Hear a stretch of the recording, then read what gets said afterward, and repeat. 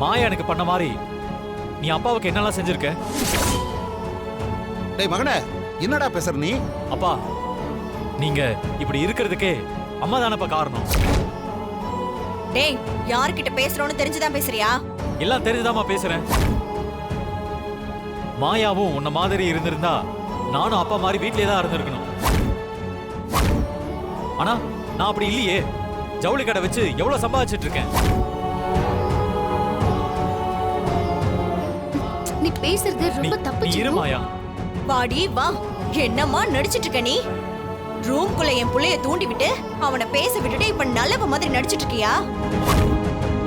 புள்ளையும் கிள்ளி விட்டுட்டு தொட்டிலையும் ஆடுறல்ல. என்னோட விரல வச்சு என் கடையை குத்திட்டல்ல. இத நான் எதிர்பார்த்தேன்டி. நீ இப்படிதான் என் புள்ளைய என்கிட்ட இருந்து பிரிப்பேன்னு நான் நினைச்சேன்.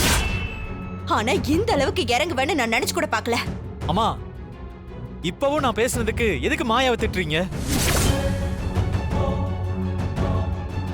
அப்பா, நான் உங்களை சங்கடப்படுத்தணும்னு அப்படி பேசலப்பா. நீங்க எதுவும் தப்பா எடுத்துக்காதீங்க. மாப்ள. அப்பா. ஏய், இப்போ உனக்கு சந்தோஷம் தானே? இதுக்காக தானே நீ காத்துட்டு இருந்த? இங்க பாரு, என்ன நடந்தாலும் சரி, எக்காரணத்தை கொண்டும் இந்த கடையை உன் பேர்ல மாத்த நான் விட மாட்டேன். விடவே மாட்டேன்.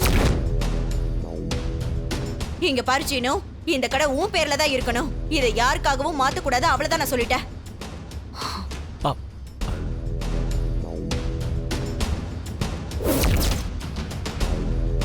என்ன செய்யணும்? இப்படி வார்த்தையை விட்டுட்ட. நெல்ல கொட்டிட்டா அள்ளலாம், சொல்ல கொட்டினா அள்ள முடியாதுடா. பாவம் அண்ணன் எவ்வளவு வருத்தமா போறாருன்னு பார்த்தல. ஐயோ அத்தை, நான் அவரை வேதனைப்படுத்தணும்லாம் எதுவும் சொல்லல அத்தை.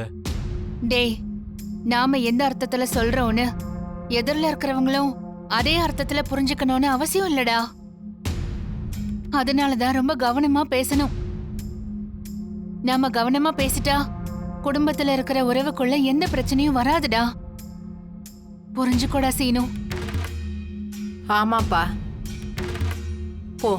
போய் அப்பாவை சமாதானப்படுத்து. மாயா, நீ அவனை கூட்டிட்டு போம்மா. சரிங்க பாட்டி. ஆச்சினு